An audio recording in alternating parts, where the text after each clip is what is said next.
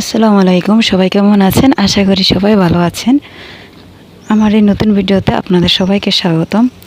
দ্রব্যমূল্যের কিছুদিন আগে যে ঊর্ধ্বগতি ছিল তাতে তো অনেকেরই প্রায় বাজার করাটাও কষ্টদায়ক হয়ে গেছিলো, কিন্তু আমাদের মতো যারা গ্রামে থাকে তাদের তেমন একটা হয়তো চিন্তা করতে হয় না। শাকসবজি আমাদের সবার বাড়িতেই থাকে।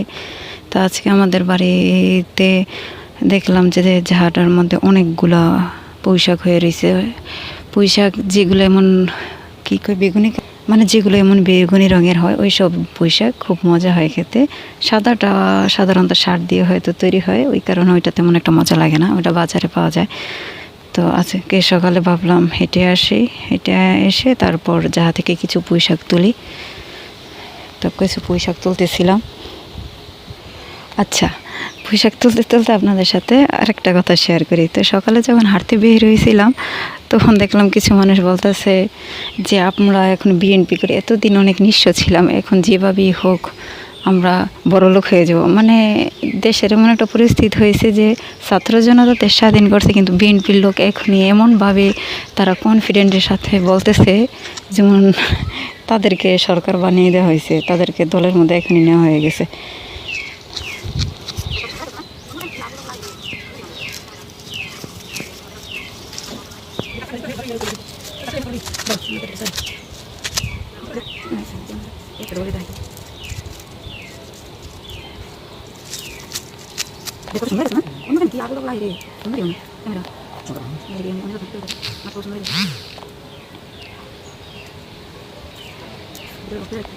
যাই হোক, এখানে আমি কিছু পুঁইশাক কুটে নিতেছি তাড়াতাড়ি করে।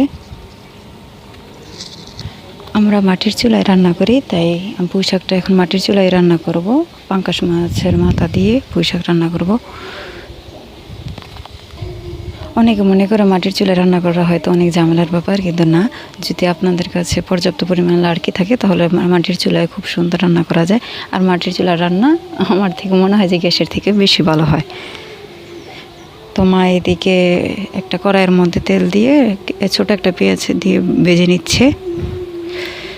এখানে কিছু আদা রসুন,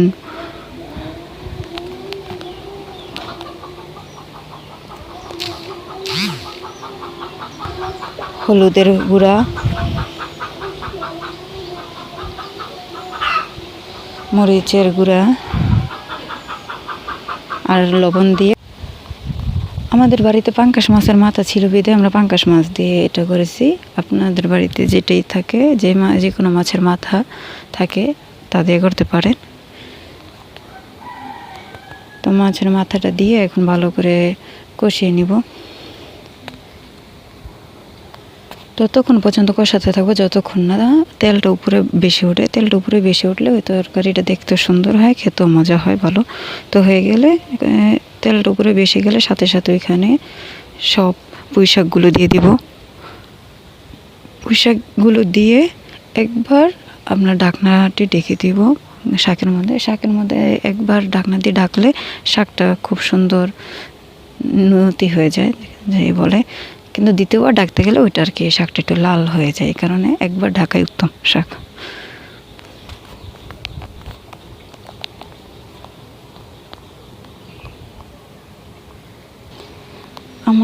আমাদের বাড়ির মতো কার কার বাড়িতে এরকম মাটির চুলায় রান্না হয় পারলে একটু কমেন্ট করে দিয়ে যায়।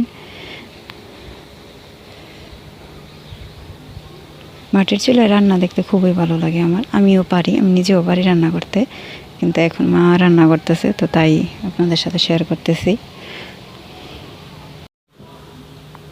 বাজার থেকে কিনে আনা সবজিটার মধ্যে দেখা যায় অনেক সার প্রয়োগ করার কারণে ওইটার মধ্যে স্বাদটা একটু ভিন্ন ধরনের আসে, কিন্তু নিজেদের গাছ, নিজেদের খাবারের জন্য যে গাছটা আমরা লাগাই ওইটাতে কোনো সার দেওয়া হয় না, এই কারণে ওটার স্বাদই থাকে অন্যরকম, অনেক মজা হয়।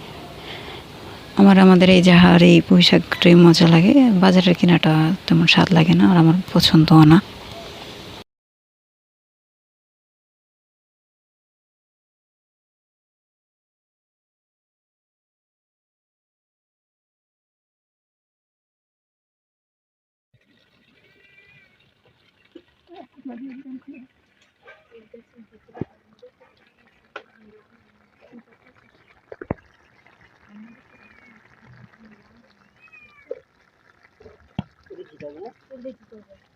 এটা হচ্ছে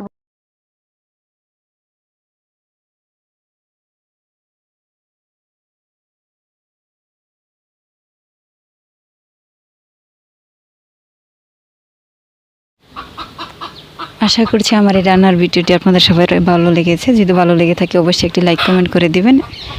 পাশে থাকার জন্য ধন্যবাদ।